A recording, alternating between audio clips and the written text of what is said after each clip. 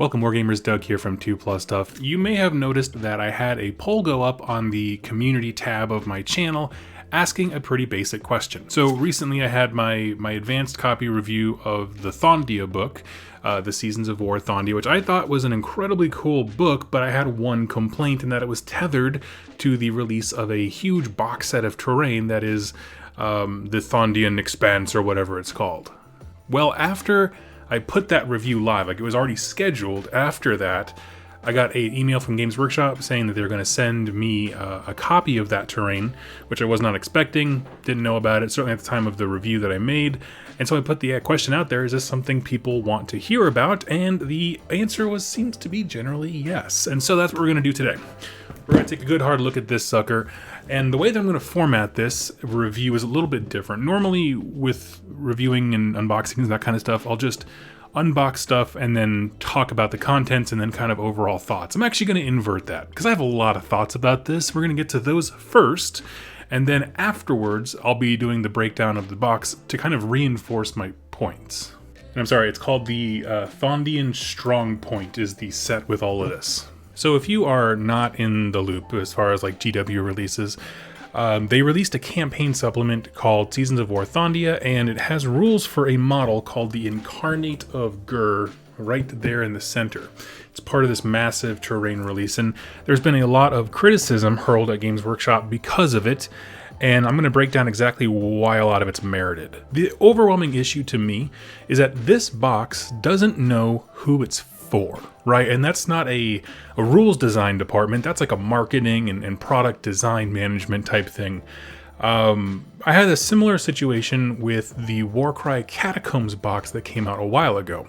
Kind of a similar thing where there is a narrative aspect to what you're looking at, meaning being in the catacombs or being in Thondia. I got this big sucker right in front of me.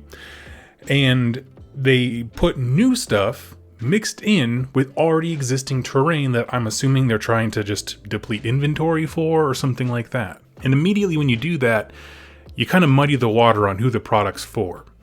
The Thondia box is, just to kind of go over very briefly, it comes with 3 existing building kits that already came through, the statue, defender guy, and some random debris. The only things that are actually new in this box are the Kronspire Incarnate and the huge dinosaur ribcage thing. Now, if they had released a box that was just the Incarnate, just the skeleton thing, and maybe just the rules portion of how the Incarnate works from Seasons of War Thondia, if all of those 3 things were in a singular box that you could buy for $85 or even $100. I mean, I know they're having to do price hikes. Plastic everywhere is going up for multiple different companies. But what it would be is a concise product. You understand this is new terrain, a new spell thing, and you have everything you need to use it, along with, some meager bits of story to kind of point you towards the campaign book. If that was the product, I'd be all for it. I would very much encourage it. It's one of those take it or leave it things, kind of like endless spells. I don't own the actual core endless spells anymore, but people didn't have to buy them. It was an ancillary thing that had game rules for it. Such could have been the fate of the Incarnate. But when you include all the existing terrain, what you're doing is minimizing or lowering the value for your existing customer base. If they already own those pieces of terrain, this is of no value to them. They only want, 1, 2, 3, 4, 5, I think 5/6 of this box, something like that. Okay, well then let's flip this. What if it's for a new person? Well, if it's for a new person, 1, it should come with enough terrain for an entire table, which I'm going to say it's going to be quite a bit on the scant side for sure.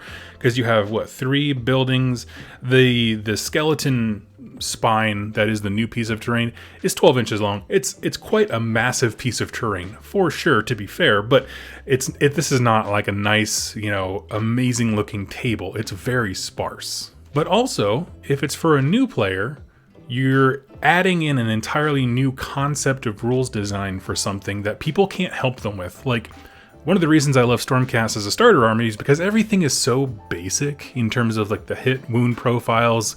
Now, there's nothing crazy or out there about it. New people can, it's a very accessible army. New people can come in, read the rules, be like, okay, to hit, to wound, look at the little bits of special rules they have down below, like Layla of the Tyrant, for example, that kind of stuff, and they're a very accessible army. Whereas this thing, you're not only, if you are a new player and you buy this, you have almost a table's worth of terrain, and this new core rule thing that doesn't have an FAQ yet is going to be completely ancillary. You can't read about it because it's not an endless spell. Like, it's not in the core rules. So I don't think it's a good buy for them either.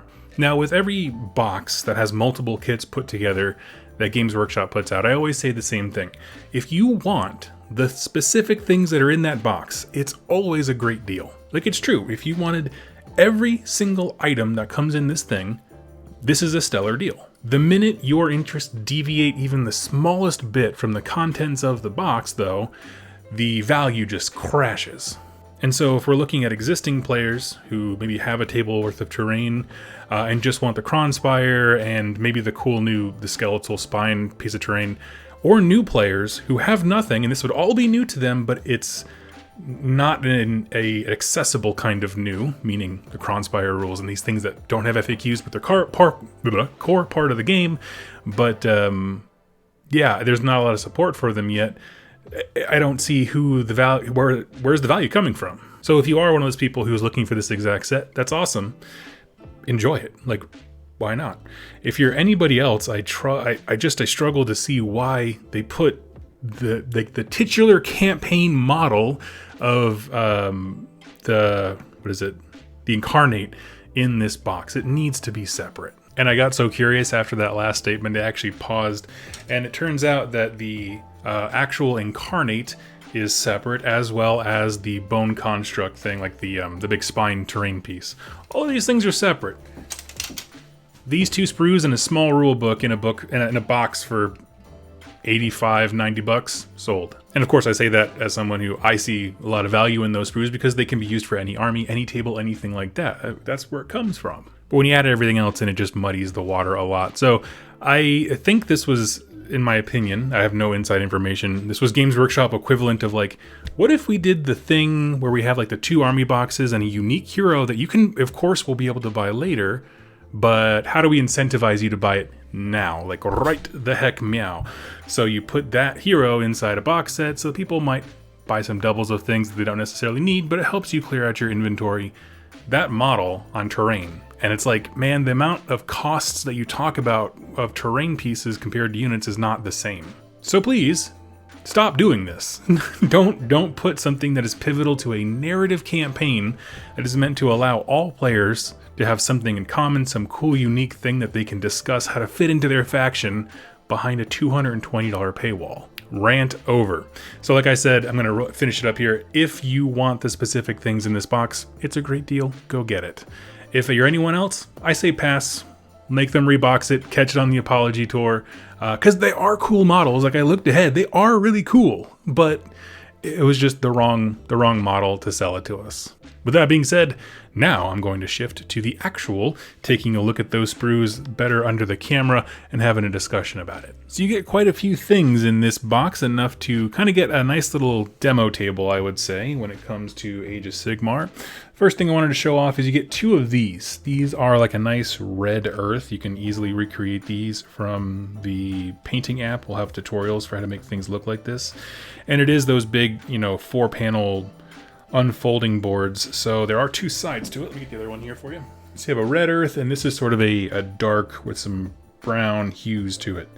So you can have just 2 different battlefields, and of course they are the legal board size. There's again 2 of these, so if you put them both together, 1 is a Warcry table, 2 is an Age of Sigmar battlefield, which I will say is a nice touch. But moving into something new, the instruction manual calls the Megadroth Remains. It's that Mamma Jamma skeleton on the ground. Have some wonderful details here. What I like is that the actual head, for the most part, seems, as far as I can tell, like you can do quite a bit with this skull. There's left half, right half. Part of it is sort of tilted into the ground, but honestly, if you are good with a pair of cutters and some green stuff, you can make that skull sit upright and be a complete thing, whether you're putting it on the beast, putting it on some other kind of monster or beast or something like that. Yeah, I mean, I don't know what else to say. There's cool skulls all in here, and they're from all the different races. So we have an orc skull, a human one. I thought I saw I thought I saw what looked like a Seraphon skull somewhere. I might be wrong about that. Oh yeah, there's sort of this little bird one right here. For some reason I thought that was a skink at first. But yeah, there's a whole bunch of cool little bits and bobs in here. And of course the big old thick ribs, that's all a complete solid piece of plastic, it feels like. Yeah, I don't know. I got another sell. Probably a great piece for conversions. And then next is the boy himself, the Kronspire Incarnate of Gur, which if you haven't seen him, comes on this fat pie plate here, which let me just triple check the size. 130 mil circle. And there's actually not a lot to him. He actually reminds me almost a lot of the Mortarch kits, where because a lot of the model's volume comes from it swirling, you kind of lose sight of the fact that like it's just a little bit of skeleton with some ethereal twirl. So there's not a lot of substance. I was a little bit taken back when I saw that the entire thing, you know, is just on this singular sprue. I was like, what the heck? Because yeah, I mean, that's most of the instructions for it right there. There's some on the other side, of course, but most of the pieces are just putting together the actual skull itself, which looks metal as all hell, but I don't know. I mean, it's a weird thing for the bulk of the pieces to have to do, is just putting the horns on the head. And then the rest of it we've already seen. So there's little statue here that stops ethereal things, theoretically, from coming in. City walls. We got, what was the other one? It's like an aqua purifier. Yeah, this guy. Probably the most intense model that they have in this. The Cleansing Aqualith. So that is a cool piece. Like, I didn't own it, so I'm excited to. I don't know. Anyway, let's keep going. So that's our big base for that boy. And yeah, here's our kits for everything else. So I'm just going to go through them really quickly, because if you're someone who's looking to get into kit bashing, it is helpful to see some of these parts here. For example, planks of wood, that kind of stuff to make finish, to get some pulleys and stone. Here's our big shield from the statue guy. That looks like it's all one sprue. Okay, we'll throw that there. We got another construction one, more sets of pulleys, lots of wood barriers, cool little toolbox, pathway, walkway. So again, all of those things would be interesting. If you're trying to mix this in with like Warcry terrain, I think that could make something really unique. And here we have the Aqua Uranus thing. A lot of dudes holding this together. Like, I guess I didn't realize there's 1, 2, 3, is it 4 people? Like statuettes? Oh, I see. They're on the upper rim. Okay, so they're facing outward. That's cool. I dig that. That might be useful for like making unique gargoyles for something. And then here's the second part to that one, which has the actual waterfalls and stuff like that. So I don't know what I could do with those, but I love the little tattered wall bits. I could use those for something else as well. So, I mean, I would say honestly, the best things when it comes to conversions for this kit is the new stuff. The Kronspire Incarnate has tons of bone bits. The Mega Beast skeleton has all kinds of bits on it. And then yeah, there's just an instruction manual. There's no lore, there's no what do you call them, Realms of War or whatever, like where they give you the rules for fighting in Thondia type thing, which is strange. Like, why not have a one-page thing? If the whole point is a one-stop shop to make a table that's based in Thondia, why not have that on there? But I don't know. So anyway, like, you know, I tried to be as honest as I could in this review. I don't like it as a product, like a singular product, but I like all the bits inside of it. I just can't figure out who it's for, and therefore who would value it, you know? And so the price point just seems a bit too high for that one. But I mean, I do want to say thank you to Games Workshop for sending it. Like I said, I do encourage people to get the Kronspire or whatever whenever it comes out on its own or part of a smaller set or something like that, because they are cool models. I'm just not a fan of this one set. I mean, the Thondia Stronghold set. So anyway, I hope you enjoyed this review. Like, there's a lot of things to be excited for in Warhammer. This is a weird one because I think they tried something new in their business model when it comes to the way that the book is supplemented by a very specific terrain set, like a singular terrain set product. Maybe they did it in 40K and I just missed it, but I don't know, I'm not a fan. But I look forward to talking about things I am excited about in other Age of Sigmar content coming up, and I hope that you will join me for that. I will catch you all later. Happy wargaming.